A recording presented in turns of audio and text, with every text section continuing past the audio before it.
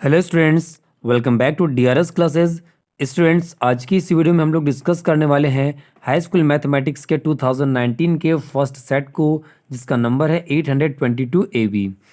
Students, आप CBSE board के student हैं या यूपी बोर्ड के, आप सभी लोगों के लिए अनसॉल्व पेपर के ये वीडियोस बहुत ज़्यादा इंपॉर्टेंट हैं, क्योंकि स्टूडेंट्स आप सीबीएसई बोर्ड हो या यूपी बोर्ड, सभी जगह पे एनसीईआरटी सिस्टम को ही फॉलो किया जा रहा है। तो चलिए स्टूडेंट्स, स्टार्ट करते हैं फर्स्ट सेट को। देखिए ऊपर इंस्ट्रक्शंस कुछ लिखे हुए हैं। आप अगर अनसॉल्व पेपर परचेज करेंगे तो आप ये इंस्ट्रक्शंस पढ़ लीजिएगा। हम लोग फिलहाल आते हैं क्वेश्चन नंबर 1 पे। क्वेश्चन नंबर 1 कह रहा है डू ऑल द पार्ट्स, बोला है उसने, 4 alternatives of the answer of each part are given, out of which only one is correct. Pick out the correct alternative and write it in your answer book. Question कह रहा है 4 alternatives दिए गए हैं पर क्वेश्चंस के, आपको उनमें से कोई एक ऑप्शन करेक्ट मिलने वाला है। आपको उसको अपनी आंसर बुक में राइट करना है, लेकिन आपको आंसर कैसे देना है, पहले कुछ तो सॉल्विंग करनी पड़ेगी ना। तो चलिए लेते हैं क्वेश्चन नंबर 1 के ए पार्ट को, जिसमें उसने बोला है maximum number of zeros in a quadratic polynomial will be. तो आपको पहले ये पता होना चाहिए कि क्वाड्रेटिक पॉलिनोमियल होता क्या है। तो देखिए स्टूडेंट्स, कोई भी पॉलिनोमियल जिसमें वेरिएबल की पावर 2 होती है वो एक क्वाड्रेटिक पॉलिनोमियल होता है।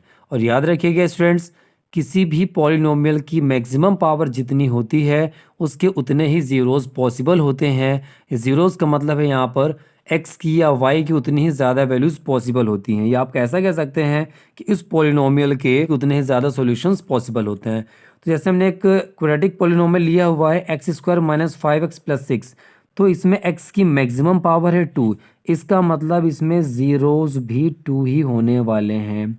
ओके स्टूडेंट्स, तो देखिए जो क्वेश्चन नंबर फर्स्ट है उसके ए पार्ट का सेकंड ऑप्शन करेक्ट है, जिसमें कि इसने 2 आंसर दिया हुआ है। ओके स्टूडेंट्स, अब देखते हैं इसका बी क्वेश्चन, जिसमें उसने बोला है if 10a equals 4/3 then the value of sec a will be. तो चलिए इस नोट करते हैं स्टूडेंट क्वेश्चन को।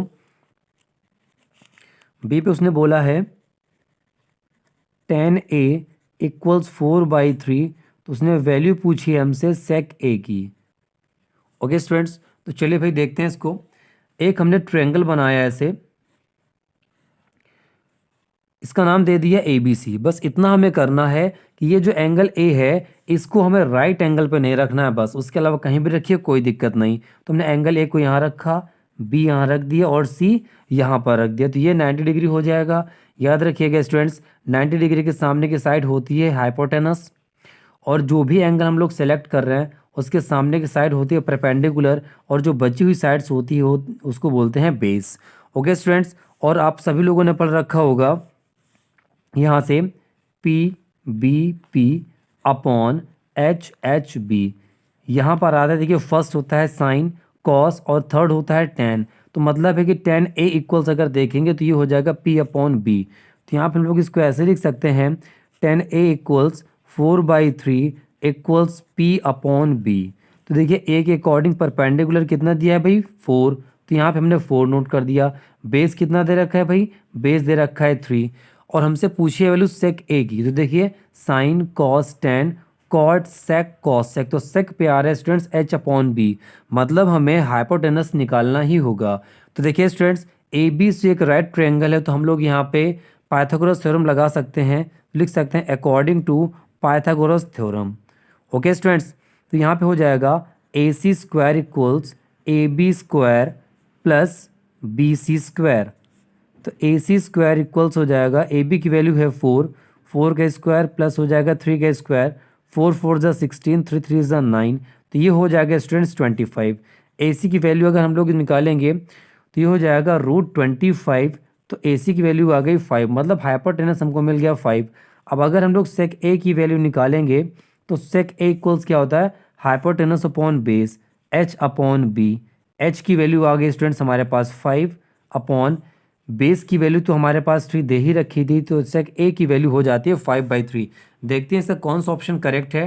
तो देखिए स्टूडेंट्स, बी क्वेश्चन में आंसर नंबर 4 ऐसा है जिसमें कि 5/3 दिया हुआ है, इसका मतलब है कि इसमें जो ऑप्शन नंबर 4 है वो करेक्ट है। लिख सकते हैं ऑप्शन 4 इज करेक्ट।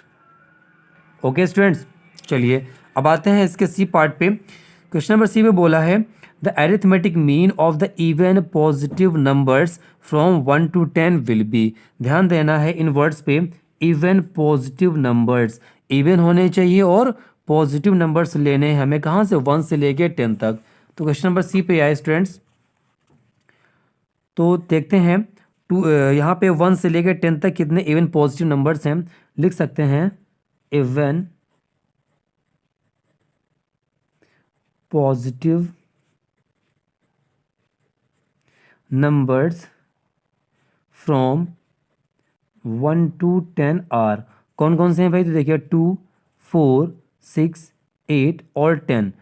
इसने बोला students arithmetic mean, arithmetic mean का मतलब स्टूडेंट्स एवरेज ही होता है। तो चलिए निकालते हैं फिलहाल हम लोग इसमें अरिथमेटिक मीन इक्वल्स, यहाँ पर होता है sum of observations upon number of observations. Observations का मतलब है स्टूडेंट जितना यहाँ पे डेटा दिया हुआ है।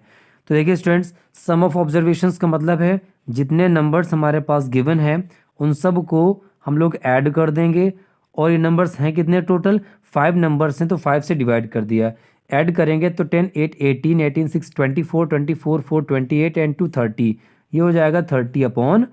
डिवाइड करेंगे तो 5 1 5, 5 6 30, तो इसका आंसर हो जाएगा 6। ओके स्टूडेंट्स, इसके अकॉर्डिंग देखते हैं कौन सा ऑप्शन इसमें करेक्ट होने वाला है। तो देखिए स्टूडेंट्स क्वेश्चन नंबर सी का जो थर्ड पार्ट है या थर्ड ऑप्शन है उसमें 6 आया है, तो इसका मतलब है इसमें थर्ड ऑप्शन इसका करेक्ट हो जाएगा। अगला क्वेश्चन बोल रहा है स्टूडेंट्स यहाँ पे the rational number which can be expressed as terminating decimal number will be. कह रहा है वो रेशनल नंबर आपको इसमें सेलेक्ट करनी है जिसको टर्मिनेटिंग डेसिमल एक्सपेंशन में हम लोग रिप्रेजेंट कर सकते हैं। टर्मिनेटिंग डेसिमल एक्सपेंशन का मतलब होता है स्टूडेंट्स कि कंप्लीट डिवाइड हो जाएगा पॉइंट लगाने के बाद में, या डेसिमल का जैसे आप यूज़ करते हैं डिवाइड करने के लिए तो आपको कंप्लीट आंसर मिलने वाला है।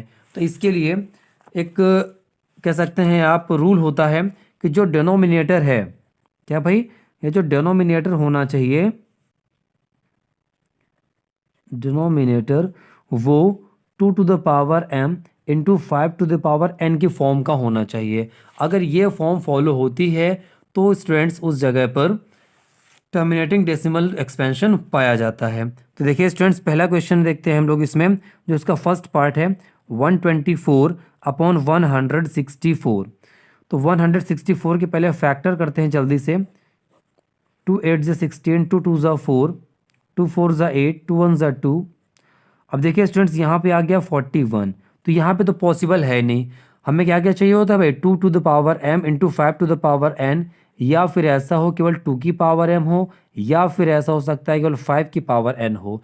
इन तीन में से कोई भी एक कंडीशन अगर पॉसिबल है तो टर्मिनेटिंग डेसिमल एक्सपेंशन होता है।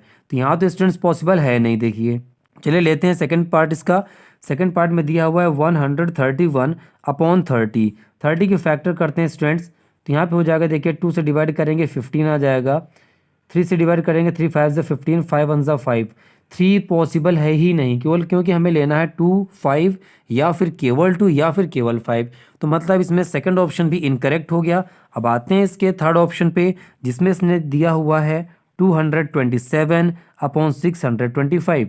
625 के अगर हम लोग फैक्टर करते हैं तो देखिए हो जाएगा यहाँ पे डिवाइड करने पे 125, फिर 5 से डिवाइड करेंगे तो आ जाएगा 25, फिर 5 से डिवाइड करते हैं तो 5 आ जाएगा, फिर 5 से डिवाइड करते हैं तो 1 आ जाएगा। तो हम लोग लिख सकते हैं student 625 equals 5 to the power 4, क्योंकि देखिए 5 4 टाइम्स यूज़ हुआ है, तो यहाँ पर दो कंडीशन सेटिस्फाइड हो रही है कि केवल 5 to the power n भी आ रहा है, तो ये टर्मिनेटिंग डेसिमल एक्सपेंशन देगा।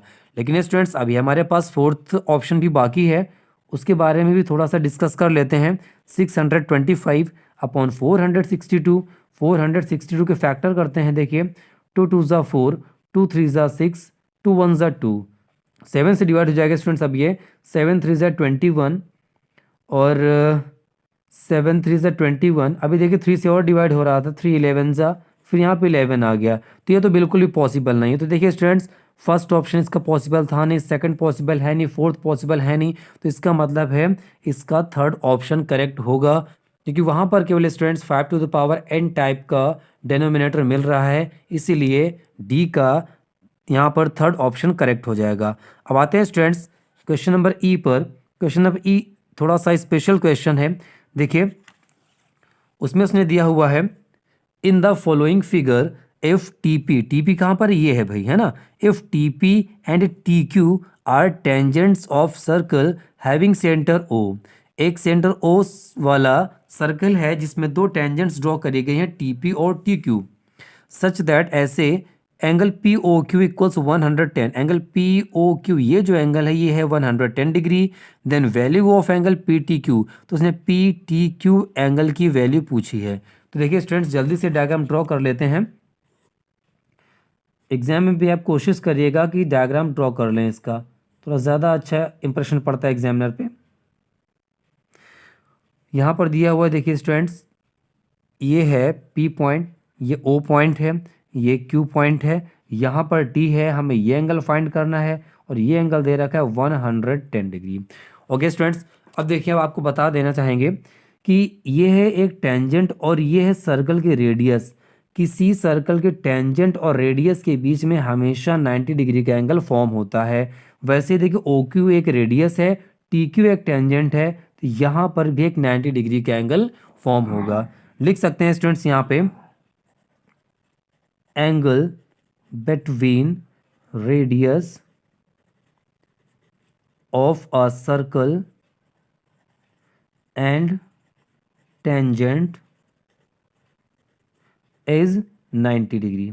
ओके स्टूडेंट्स, किसी सर्कल के रेडियस और उसके टेंजेंट के बीच में 90 डिग्री का एंगल बनता है। अच्छा अगर ऐसा हुआ तो देखिए quadrilateral O P T Q में हम लोग एक प्रॉपर्टी का यूज़ कर सकते हैं। कौन सी प्रॉपर्टी, कि किसी भी क्वाड्रिलेटरल के सभी एंगल्स का सम 360 डिग्री होता है। तो देखिए स्टूडेंट्स ये एंगल तो हो गया 90 डिग्री, ऐसे ये वाला एंगल भी हो गया 90 डिग्री इस प्रॉपर्टी की वजह से। तो चलिए यूज़ करते हैं quadrilateral O P T Q को। लिख सकते हैं in quadrilateral O P T Q क्या हो जाएगा students, angle O P T plus angle P T Q plus अब इस एंगल की बारी है students O Q T, angle O Q T plus angle P O Q equals हो जाएगा 360 डिग्री।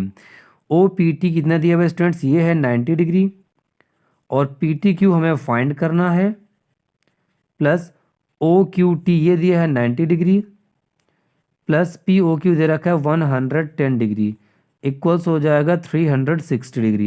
इनको ऐड करते हैं स्टूडेंट्स, देखिए 110 और 90 हो जाएगा 200, 200 में 90 ऐड करेंगे हो जाएगा 290।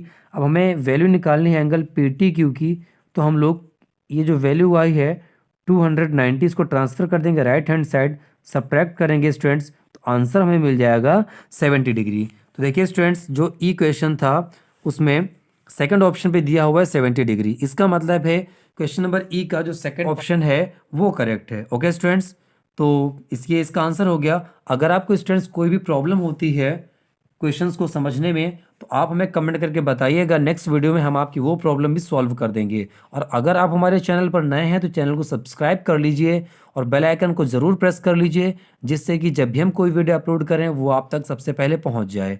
ओके स्टूडेंट्स, तो चलिए आते हैं इसके क्वेश्चन नंबर एफ पर। क्वेश्चन नंबर एफ पे कह रहे students the probability of getting an S, ये एस लिखा हुआ है भाई ACE from a well shuffled deck of 52 cards will be. कह रहा है अगर 52 कार्ड्स आपके पास दिए गए हैं तो एक एस गेट करने की प्रोबेबिलिटी क्या होगी। ओके स्टूडेंट्स, तो चलिए देखते हैं इसको। आपको थोड़ा कार्ड का नॉलेज दे देते हैं क्योंकि आपको ये बार बार काम आने वाला है। एफ पार्ट पे देखते हैं स्टूडेंट्स, देखिए टोटल कार्ड्स होते हैं 52। ओके 52 कार्ड्स के 4 सूट्स होते हैं यहाँ पे। आप डिटेल्ड स्टडी अगर थोड़ा सा कर लेंगे तो बार बार हमें आपको बताने की ज़रूरत नहीं पड़ेगी। ठीक है, पहला होता है हार्ट, दूसरा होता है डायमंड, थर्ड होता है स्पेड, नेक्स्ट होता है स्टूडेंट्स क्लब। तो देखिए स्टूडेंट्स, और जब ये 4 पार्ट्स में डिवाइड होता है तो 13 कार्ड्स होते हैं हार्ट के पास, 13 कार्ड डायमंड के पास, 13 होते हैं स्पेड के पास और 13 होते हैं क्लब के पास। ओके स्टूडेंट्स, इसमें इन सभी में 3 फेस कार्ड्स होते हैं जिनमें बोलते हैं इनको किंग, क्वीन और जैक। ओके स्टूडेंट्स, ये सभी में कॉमन होते हैं। कौन कौन से? किंग, क्वीन और जैक यहाँ भी होता है, किंग, क्वीन और जैक इसके पास भी होता है, किंग, क्वीन और जैक इसके पास भी होता है। ओके स्टूडेंट्स, इसके बाद में देखिए 3 कार्ड्स तो अरेंज हो गए, अब बचे 10 कार्ड्स। इसके बाद इसमें 1 से लेकर 10 तक के नंबर कार्ड्स होते हैं सभी में। इसमें भी 1 2 3 डॉट डॉट 10 तक नंबर कार्ड्स होंगे, इसमें भी 10 तक नंबर कार्ड्स होंगे, इसमें भी 1 से लेकर 10 तक नंबर कार्ड्स होते हैं। ओके स्टूडेंट्स, ये था थोड़ा सा नॉलेज आपको कार्ड के बारे में जो यूज़ होने वाला है। और जो 1 नंबर का कार्ड होता है इसी को बोलते हैं स्टूडेंट्स एस। ओके, क्या बोलते हैं? एस। तो देखिए एक एस होगा यहाँ पर, दूसरा यहाँ पर, तीसरा यहाँ पर, चौथा यहाँ पर। इसका मतलब है 52 कार्ड्स में से 4 एस होते हैं। ओके स्टूडेंट्स, तो चलिए प्रोबेबिलिटी का तो फॉर्मूला आपको पता ही होगा, फिर भी हम आपको राइट किए दे रहे हैं यहाँ पे। प्रोबेबिलिटी इक्वल्स होता है number of favourable outcomes upon total number of outcomes, total number of outcomes. Okay students, तो देखिए भाई, number of favourable outcomes, favourable outcomes का मतलब होता है जिनकी हमें ज़रूरत है। तो क्वेश्चन ने हमसे डिमांड करी है एस की, और एस हैं कितने स्टूडेंट्स यहाँ पे? 4। तो 4 को ऊपर राइट कर दिया upon total number of outcomes. Total number of cards कितने हैं भाई? 52 कार्ड्स हैं, तो अपॉन में आ जाएगा 52। डिवाइड कर लेते हैं, 4 1 ज़ा 4, 4 से डिवाइड करेंगे यहाँ पे 13 आ जाएगा। तो इसका आंसर हो गया स्टूडेंट्स 1/13। अब देखते हैं कौन सा ऑप्शन करेक्ट है। तो देखिए स्टूडेंट्स, यहाँ पर हम देख रहे हैं कि एफ नंबर का जो थर्ड ऑप्शन है उसमें दिया हुआ है 1/13, और यही ऑप्शन इसका करेक्ट होगा। ओके स्टूडेंट्स, चलिए अब आते हैं क्वेश्चन नंबर 2 पे।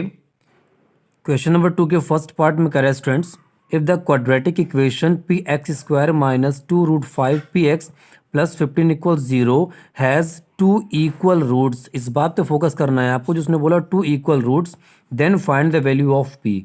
उसने एक क्वाड्रेटिक इक्वेशन दे रखी है स्टूडेंट्स सेकंड के ए पार्ट में। इक्वेशन है अपने पास P X square minus 2√5 P X plus 15 equal 0। इसने इसमें कहा है कि इसके जो रूट्स हैं वो इक्वल हैं, तो p की वैल्यू फाइंड करिए। देखिए स्टूडेंट्स, अगर किसी क्वाड्रेटिक इक्वेशन के रूट्स इक्वल होते हैं तो उसका जो डिस्क्रिमिनेंट होता है वो 0 के इक्वल होता है। डिस्क्रिमिनेंट का मतलब होता है बी स्क्वायर माइनस 4ac की जो वैल्यू होती है वो 0 के इक्वल होती है। कब होगा? केवल जब रूट्स इक्वल होंगे, और इस क्वेश्चन में उसने बताया है कि रूट्स इक्वल हैं। तो चलिए भाई इसको कंपेयर कर लेते हैं किससे? ax square plus B X plus C equal 0 से हैं। तो देखिए भाई a की वैल्यू अगर देखें तो p मिल जाएगी। देखिए एक्स स्क्वायर से एक्स स्क्वायर कैंसिल मान लेंगे तो a की वैल्यू p हो जाएगी, और b की वैल्यू हो जाएगी -2√5, और साथ में p केवल हम लोग x को ड्रॉप करेंगे, p एज इट इज़ रहेगा, और c की वैल्यू देखेंगे तो ये मिल जाएगी हमें 15। चलिए वैल्यू पुट करते हैं। b स्क्वायर, देखिए b की वैल्यू है -2√5 p इतना का होल स्क्वायर -4 इंटू a की जगह p हो जाएगा, c की जगह 15 हो जाएगा, इक्वल 0 हो जाएगा।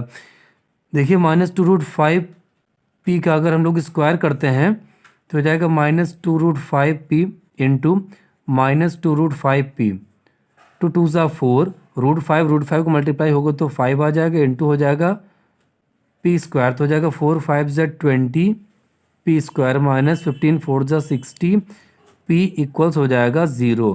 अब देखिए दोनों से स्टूडेंट्स हम लोग 20p कॉमन कर सकते हैं, तो हमें मिलेगा p -20 3 ज़ा 60 p -3 इक्वल 0। 20 को हम लोग 0 के अपॉन में भेज देंगे तो 0/20 होगा, तो ये हो जाएगा 0। अब अगर हमें p की वैल्यूज़ निकालनी है तो पहले हम लोग लिखेंगे f, p को रख देंगे 0 के इक्वल, है ना, तो p की वैल्यू हो जाएगी 0। उसके बाद में दूसरा दिया हुआ है p -3, उसको रख देंगे 0 के इक्वल, तो यहाँ से p की वैल्यू कितनी आ जाएगी 3।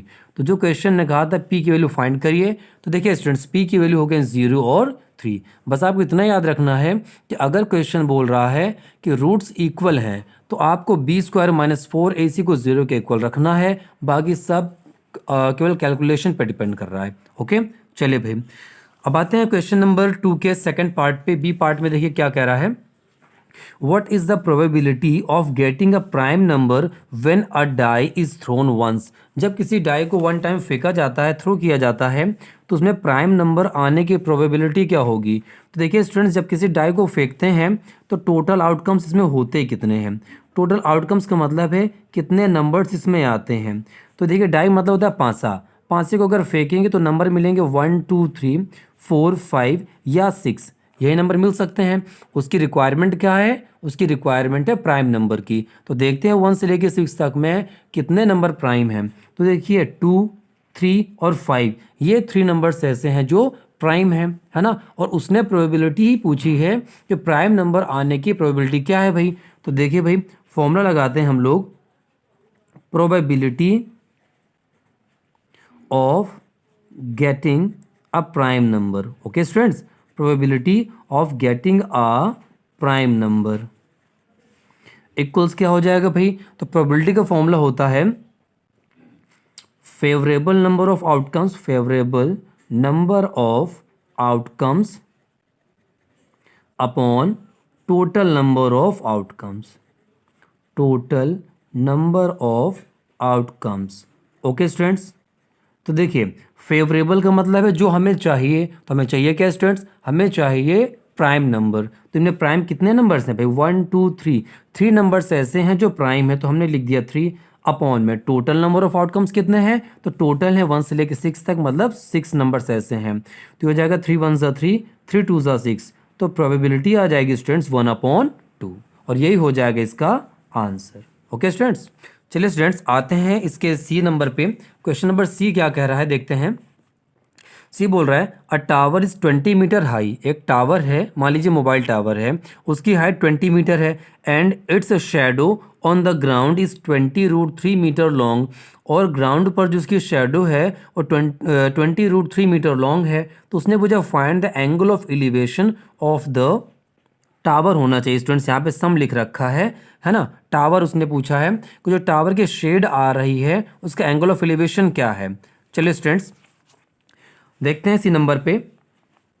उसने पहले बोला a tower is 20 metre high. तो हमने मान लिया ये एक टावर हो गया, ये ए बी, इसको नाम हमने दे दिया ए बी।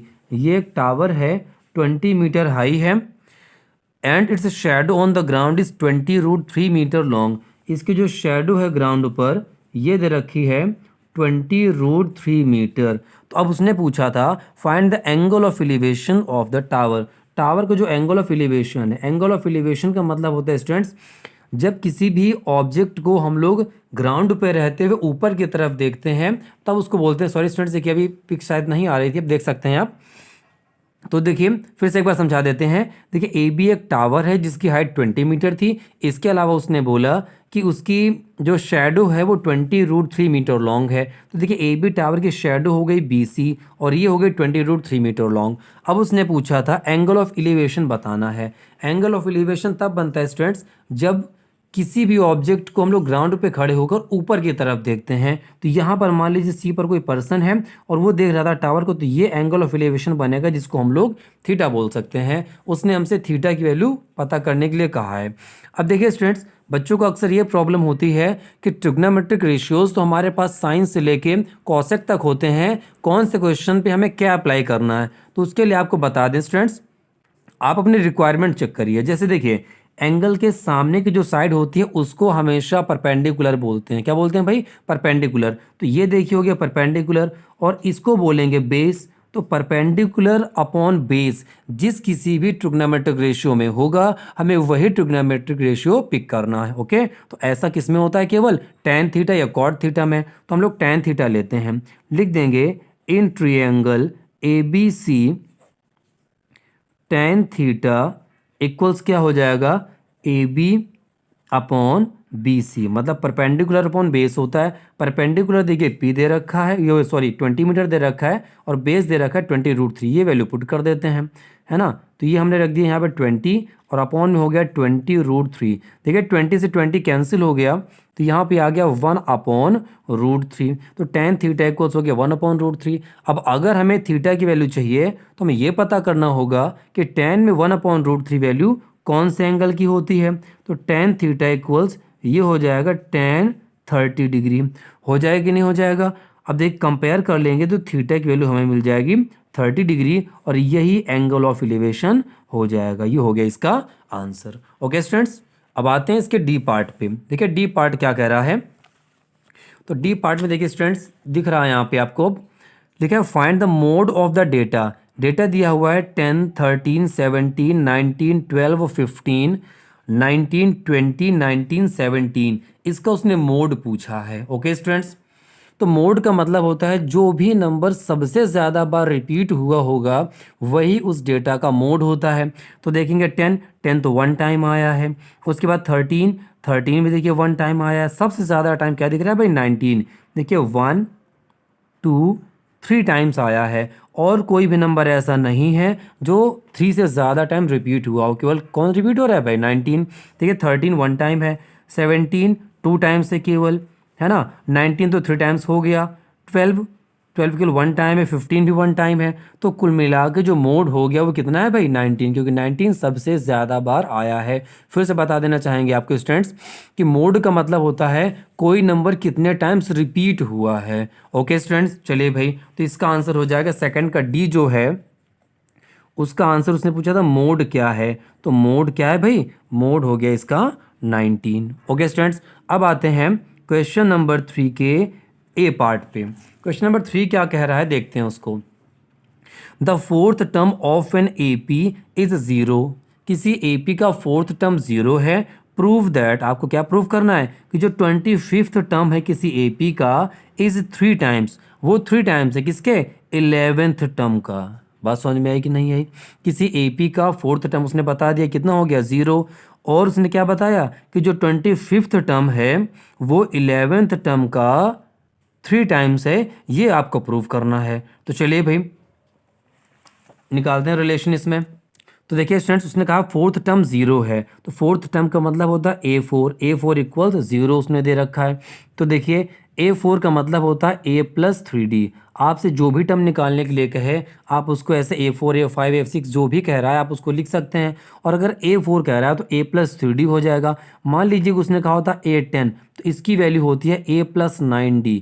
A+ और जो भी ये वैल्यू दी होती है उससे कम कर देते हैं और D लिख देते हैं। A फर्स्ट टर्म होता है और D कॉमन डिफरेंस होता है, इतना आपको क्लियर होना चाहिए।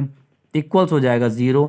अब देखिए भाई यहाँ से आप A की वैल्यू निकाल लीजिए। तो अगर A की वैल्यू निकालेंगे तो +3D अदर साइड पे ट्रांसपोज होगा तो हो जाएगा -3D। मतलब है A की वैल्यू आ गई है -3D। अब उसने कहा था कि प्रूफ करना है कि जो 25th टर्म है, तो पहले 25th टर्म निकाल दे भाई। 25th टर्म क्या हो जाएगा भाई? A+24D। कोई डाउट तो नहीं है ना आपको? देखिए A की वैल्यू हमने पुट कर दी वहाँ से 3D प्लस ये हो गया 24D। सब्ट्रैक्ट कर देंगे तो बचेगा 21D। और उसने किसकी बात करी थी? उसने कहा था 11th टर्म। तो 11th टर्म क्या होता है? A11। इसको लिख सकते हैं हम लोग A+10D। A की वैल्यू लिख देंगे हम लोग -3D और प्लस ये हो जाएगा 10D। 10 से 3 जाएगा बचेगा 7D। ओके स्टूडेंट्स, अब उसने क्या कहा था क्वेश्चन, ये आप ध्यान से देखिए थोड़ा सा। इसमें उसने बोला था प्रूव दैट, प्रूव करना है कि 25th टर्म है जो एपी का वो 3 टाइम्स है। कौन?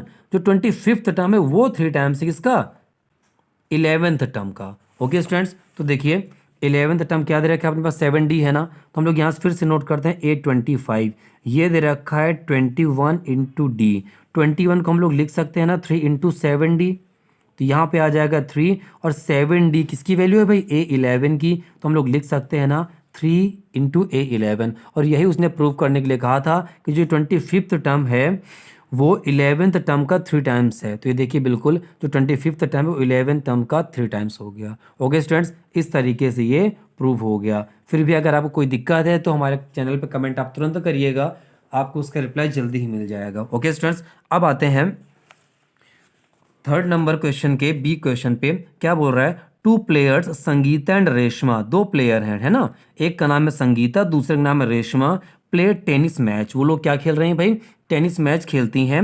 The probability of winning the match by Sangeeta is 0.62, Sangeeta match को जीतेगी इस बात की प्रोबेबिलिटी दे रखी है 0.62, तो उसने कहा find the probability of winning the match by Reshma, तो रेशमा मैच को जीतेगी इस बात की प्रोबेबिलिटी आपको बतानी है।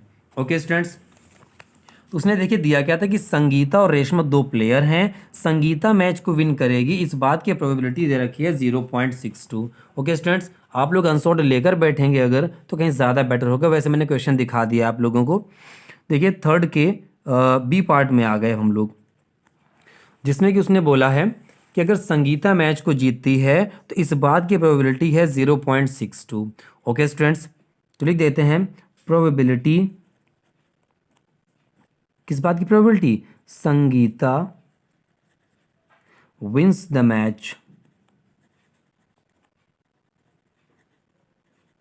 ठीक, ये दे रखी है 0.62। ओके स्टूडेंट्स, अब आप सोचिए जब दो प्लेयर हैं तो जब तक एक प्लेयर हारेगा नहीं तब तक दूसरा जीतेगा कैसे, बात समझ में आ रही है। तो इसका मतलब है कि जब तक संगीता हारेगी नहीं तब तक रेशमा जीत नहीं सकती है। तो हम ऐसे जो क्वेश्चन ने पूछा है कि रेशमा उस मैच को जीते इस बात की प्रोबेबिलिटी बताइए, तो देखिए रेशमा मैच को जीते कह दें या ये कह दें संगीता मैच को हार जाए, बात तो एक ही है ना, क्योंकि जब तक संगीता हारेगी नहीं तब तक रेशमा जीतेगी नहीं, है ना। तो इस बात की प्रोबेबिलिटी उसने दे रखी है, तो इस बात की प्रोबेबिलिटी हम लोगों ने मान ली पीई, ये कितनी हो गई भाई 0.62, कि संगीता मैच को जीत रही है इस बात की प्रोबेबिलिटी है 0.62, है ना। तो संगीता के हारने की प्रोबेबिलिटी अगर हम लोग फाइंड कर लें तो हमें पता चल जाएगा कि रेशमा की जीतने की प्रोबेबिलिटी क्या है। और स्टूडेंट्स हम लोग एक बात जानते हैं कि किसी इवेंट के होने की और उस इवेंट के ना होने की प्रोबेबिलिटी का जो सम होता है वो 1 के इक्वल होता है। क्या समझे, किसी इवेंट के होने की पीई क्या है कि रेशमा संगीता मैच को जीतेगी, और पीई बार का मतलब क्या है कि संगीता मैच को नहीं जीतेगी। तो अगर हमें ये पता चल जाए कि संगीता के मैच ना जीतने की प्रोबेबिलिटी क्या है तो ये कंफर्म हो जाएगा कि रेशमा के जीतने की प्रोबेबिलिटी क्या है, क्योंकि जब तक संगीता हारेगी नहीं तब तक रेशमा जीतेगी नहीं, क्योंकि जो गेम हो रहा है वो संगीता और रेशमा के बीच में हो रहा है। तो देखिए हमें वैल्यू फाइंड करनी है पीई बार की, तो पीई बार इक्वल्स हो जाएगा 1 माइनस पीई। ओके स्टूडेंट्स, तो हो जाएगा 1 माइनस पीई, पीई की वैल्यू है 0.62, सब्ट्रैक्ट कर देंगे तो हो जाएगा 0.68, कोई दिक्कत हो तो सॉरी 0.38 आएगा स्टूडेंट्स, ये हो जाएगा 0.38। ओके, तो पीई बार का मतलब क्या था, संगीता के हारने की प्रोबेबिलिटी ये है, तो इसका मतलब अगर इतने में संगीता हार रही है तो जाहिर सी बात है रेशमा जीत रही होगी। तो चलिए आंसर देते हैं जो क्वेश्चन ने हमसे पूछा था। क्वेश्चन ने कहा था find the probability of winning the match by Reshma, लिख देंगे so the probability of winning the match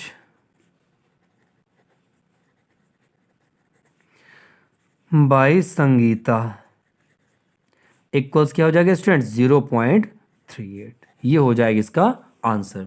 अब आते हैं स्टूडेंट्स इसके सी पार्ट पे। सी पार्ट पे इसने बोला था find the quadratic equation whose roots are 3 and 1/3। हमें एक क्वाड्रेटिक इक्वेशन बनानी है जिनके रूट्स 3 और 1/3 दिए हैं। तो स्टूडेंट्स इसका डायरेक्ट फॉर्मूला होता है, देखिए सी पार्ट हम लोगों ने नोट किया, लिख देते हैं यहाँ पे रूट्स कौन कौन से हैं। तो रूट्स आर 3 एंड 1/3। तो क्वाड्रेटिक इक्वेशन का फॉर्मूला होता है, क्वाड्रेटिक इक्वेशन ये होता है students X square minus sum of roots X plus product of roots. Okay students, ये फॉर्मूला होता है product of roots equals 0। Okay students, तो हमने नोट कर दिए यहाँ पे X square minus sum of roots कह रहा है, तो देखिए 3 में हम लोग ऐड कर देंगे 1/3, ये हो गया X plus product of roots का मतलब हो जाएगा, देखिए 1/3 में 3 का मल्टीप्लाई करा देंगे इक्वल 0। अब देखिए प्रोडक्ट कहा है तो आप 3 इंटू 1/3 करें या 1/3 इंटू 3 करें कोई फर्क नहीं पड़ेगा। देखिए 3 से 3 हो गया कैंसिल, तो यहाँ पे आ गया एक्स स्क्वायर, इसका सम करेंगे तो 3 3 9 110 हो जाएगा। कभी भी आपको ऐसे अगर ऐड करने के लिए कह रहा है तो आप इस नंबर में मल्टीप्लाई करा दीजिए तो हो जाएगा 3 3 9, प्लस लगा तो ऐड कर देंगे तो 3 3 9 110, ये हो जाएगा 10/3x प्लस 1 इक्वल्स 0। आप इतना भी आंसर दे सकते हैं। ओके स्टूडेंट्स, फिर भी हम एलसीएम ले लेते हैं। देखिए यहाँ पे 1 आ जाएगा, यहाँ भी 1 आ जाएगा, तो एलसीएम इसका आ गया 3, 1 3 से 3 हो जाएगा, तो यहाँ पे हो जाएगा 3x स्क्वायर माइनस का हो गया 10x, 1 से डिवाइड करेंगे 3 को 3 टाइम्स जाएगा तो लिखेंगे यहाँ पे +3 इक्वल्स 0।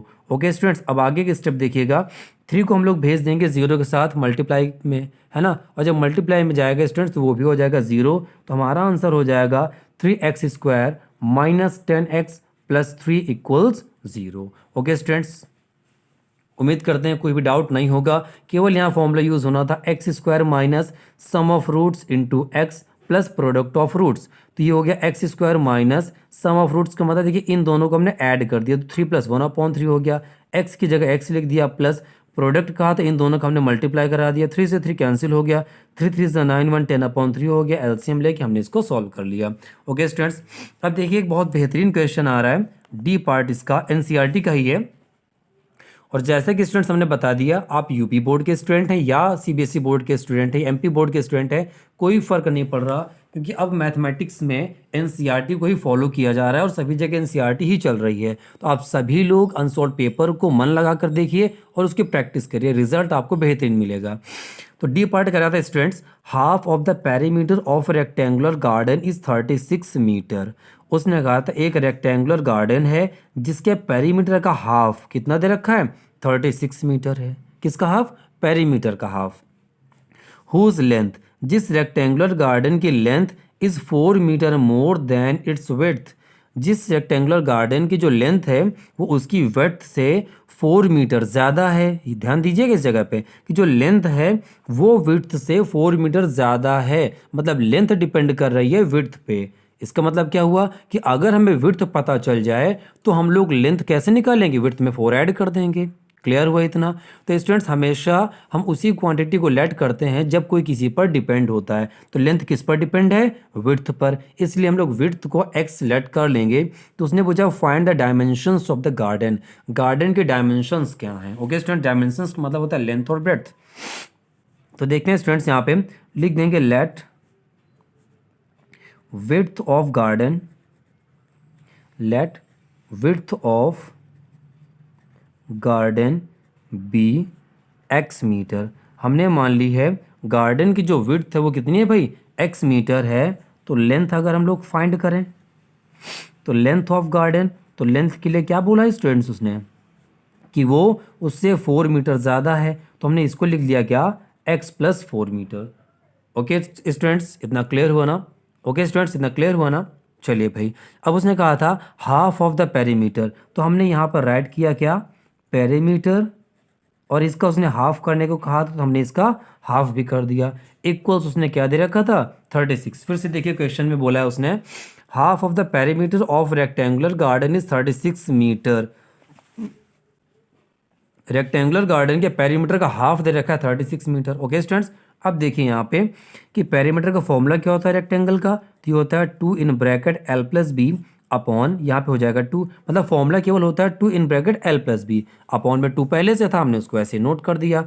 इक्वल्स हो गया 36। देखिए 2 से 2 हो गया कैंसिल, l की वैल्यू हम लोग रख सकते हैं, लेंथ कितनी दे रखी है भाई, x + 4 प्लस b कितना दे रखा है भाई, x, इक्वल्स हो जाएगा 36। x में x ऐड कर देंगे तो कितना हो जाएगा, 2x, 2x + 4 हो जाएगा 36। तो यहाँ पे हो जाएगा 2x = 36 और +4 अदर साइड ट्रांसफर करेंगे तो हो जाएगा -4। सब्ट्रैक्ट कर देंगे स्टूडेंट्स तो बच जाएगा 32। x की वैल्यू निकालेंगे तो हो जाएगा 32/2, डिवाइड करेंगे तो ये आ जाएगा 16, तो x की वैल्यू आ गई 16 मीटर। और x हमने किसको कंसिडर किया था, x हमने माना था विड्थ को। लिख देंगे so the width of rectangular garden इसलिए रेक्टेंगुलर गार्डन की विड्थ कितनी हो जाएगी, ये हो जाएगी 12 मीटर, सॉरी 16 मीटर है, क्योंकि x की वैल्यू देखिए 16 आई थी। ओके, अब दूसरा निकाल लेंगे, लेंथ कितनी हो जाएगी भाई, क्योंकि उसने डायमेंशन की बात करी थी, तो लेंथ इक्वल्स कितना था x + 4, तो x की वैल्यू आ गई 16 मीटर और वो ज़्यादा कितनी थी 4 मीटर, तो टोटल हो गया 20 मीटर। ये हो गया इसका आंसर। ओके स्टूडेंट्स, उम्मीद करते हैं जितने भी क्वेश्चंस आप लोगों को बताए गए सभी के सभी आपको ज़रूर समझ में आए होंगे। फिर भी अगर आपको कोई प्रॉब्लम है तो आप हमें कमेंट करके बता सकते हैं, नेक्स्ट वीडियो में आपकी वो प्रॉब्लम दूर कर देंगे। सभी स्टूडेंट्स कहना चाहेंगे जो भी हमारे चैनल पर फर्स्ट टाइम विजिट कर रहे हैं वो चैनल को सब्सक्राइब कर लें और वीडियो को ज़्यादा से ज़्यादा शेयर करते रहें, जिससे कि ज़्यादा से ज़्यादा बच्चों को इसका प्रॉफिट हो सके। तो मिलते हैं नेक्स्ट वीडियो में, और ऐसे ही बाय पार्ट हम आपको वीडियोस प्रोवाइड कराते रहेंगे, अनसॉल्व पेपर आपको कराते रहेंगे। तो ये तो था अनसॉल्व पेपर का फर्स्ट पार्ट। इसी सेट का सेकेंड पार्ट आपको बहुत जल्दी मिलेगा। तब तक के लिए आप लोग हमारी इस वीडियो को अच्छे से समझें। फिर भी कोई प्रॉब्लम होती है तो कमेंट ज़रूर करें। मिलते हैं नेक्स्ट वीडियो में।